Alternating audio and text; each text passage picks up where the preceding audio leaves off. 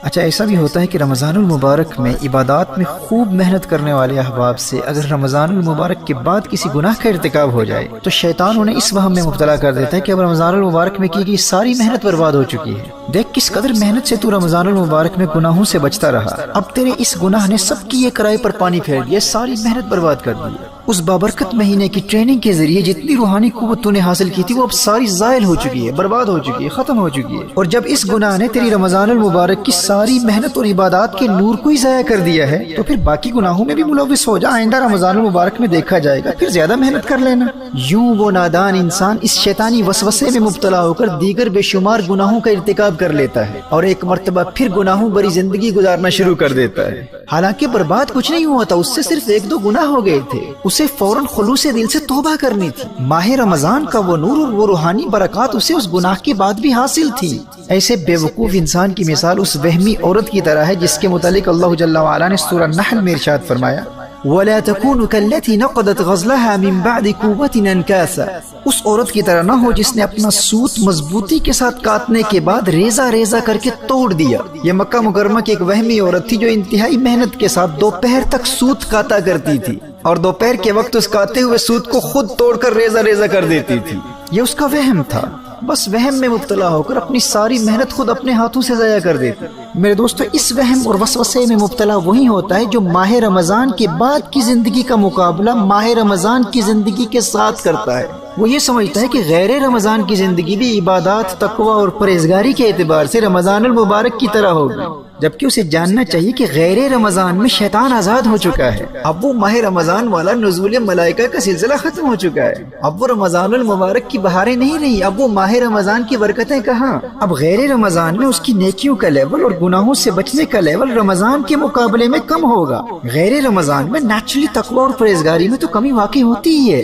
اس لیے محترم احبہ، عام لوگوں کو ماہ رمضان کے بعد کی زندگی کا مقابلہ ماہ رمضان کی زندگی سے ہرگز نہیں کرنا چاہیے، بلکہ ماہ رمضان کی بعد کی زندگی کا مقابلہ ہمیشہ ماہ رمضان سے پہلے کی زندگی کے ساتھ کرنا چاہیے۔ یہ بڑی اہم بات ہے۔ یعنی اگر ماہ رمضان میں حاصل کی گئی تربیت کا آپ پر اتنا اثر ہوا ہے کہ ماہ رمضان کے بعد کی زندگی فرائض کی ادائیگی اور گناہوں سے بچنے کے اعتبار سے ماہ رمضان سے پہلے کی زندگی سے بہتر ہے، تو آپ اللہ جل وعلا کا شکر ادا کریں کہ اللہ جل وعلا نے آپ کو آپ کے مقصد میں کامیابی عطا فرمائی ہے، آپ کامیاب ہیں۔ اب اگر کوئی گناہ ہو بھی جاتا ہے تو فوراً توبہ کر کے اپنا روحانی سفر جاری رکھیں، اور شیطان جب بھی اس وہم میں مبتلا کرنے کی کوشش کرے کہ اب کیا فائدہ، اب تو سب کچھ برباد ہو چکا ہے، تو نے تو گناہ کر لیا ہے، ماہ رمضان کی ساری محنت برباد ہو چکی ہے، پھر گنہگاروں والی زندگی گزارنا شروع کر دے اور آئندہ رمضان میں پھر محنت کرنا اور پھر دیکھا جائے گا۔ ماہ رمضان کے مقابلے میں تو اب تو زیرو ہے، صفر ہے، ختم ہو چکا ہے۔ جب شیطان اس وسوسے میں مبتلا کرنے کی کوشش کرے تو فوراً جواب دے کہ میں نے ماہ رمضان کے بعد کی زندگی کا مقابلہ ماہ رمضان کی زندگی کے ساتھ نہیں، ماہ رمضان کی زندگی سے پہلے کی زندگی کے ساتھ کرنا ہے۔ اور ابھی سے آئندہ ماہ رمضان کی تیاری بھی شروع ہو چکی ہے، اور میری یہ کوشش ہوگی کہ میرا آنے والا ماہ رمضان اس گزرے ہوئے پچھلے ماہ رمضان سے بہتر ہو، اور رمضان کے بعد والے 11 مہینے رمضان سے پہلے والے 11 مہینوں سے عبادات اور تقوی کے اعتبار سے بہتر ہوں۔ محترم احبہ، آپ تصور کیجئے جب آپ کے ماہ رمضان کے بعد والے 11 مہینے فرائض کی ادائیگی، تلاوت قرآن، صدقات، درود و سلام اور دیگر عبادات کے اعتبار سے ماہ رمضان سے پہلے والے 11 مہینوں سے ہر سال بہتر ہوتے چلے جائیں گے، اور ہر نئے رمضان میں پہلے والے رمضان کی بنسبت آپ کی عبادات میں اضافہ ہوتا چلا جائے گا، تو آپ کے ایمان، تقوی اور پرہیزگاری میں کس قدر ترقی ہوگی اور دل میں کس قدر نور پیدا ہوگا۔ یہ پختہ ارادہ کر رہے اور اللہ جل وعلا سے دعا بھی مانگتے رہے کہ یا اللہ، میری یہ خواہش ہے کہ جب میری زندگی کا آخری ماہ رمضان آئے تو وہ میری زندگی کا سب سے بہترین ماہ رمضان ہو۔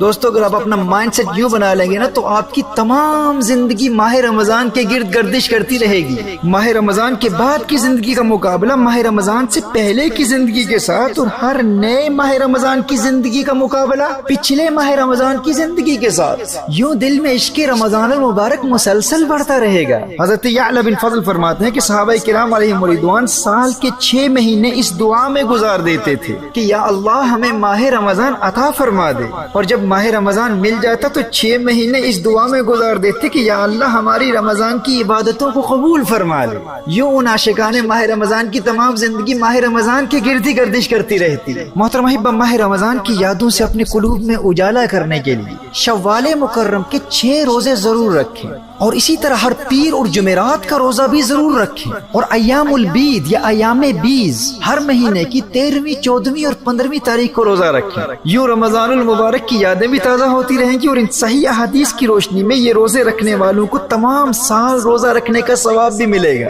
اور صحیح مسلم کی حدیث ہے فَهَذَا صِيَامُ الدَّهْرِ كُلِّهِ، جو ہر مہینے 3 روزے رکھتا ہے نا اسے پوری زندگی روزے رکھنے کا ثواب ملے گا۔ اور اسی طرح غیر رمضان میں ان 11 مہینوں میں صدقات کا سلسلہ بھی جاری رکھے، خوب دل لگا کر تلاوت قرآن کریم بھی کیجیے، درود و سلام کے گجرے بھی نچھاور کرتے رہیں، اور استغفار اور لا حول ولا قوت الا باللہ العلی العظیم کا کثرت سے ورد کرتے رہیں۔ سنن ابی داؤد کی حدیث کی روشنی میں اگر رزق میں برکت و کثرت چاہتے ہو تو استغفار پڑھتے رہو، استغفر اللہ کثرت سے پڑھتے رہو۔ جو استغفار کی کثرت کرتا ہے تو اللہ جل وعلا اسے ایسے طریقوں سے مال و دولت عطا فرماتا ہے جو اس کے وہم و گمان میں بھی نہیں ہوتے۔ اور اگر غموں سے بچنا چاہتے ہو، زندگی میں خوشیاں چاہتے ہو، اور لوگوں کی محتاجی سے بچنا چاہتے ہو، تو میرے آقا صلی اللہ علیہ وآلہ وسلم کے اس فرمان پر یقین کر لو کہ جو لا حول ولا قوت الا باللہ العلی العظیم پڑھتا رہتا ہے، اللہ جل وعلا اس کے غموں کو دور کر دیتا ہے، اور وہ دنیا میں کسی کا محتاج نہیں ہوتا۔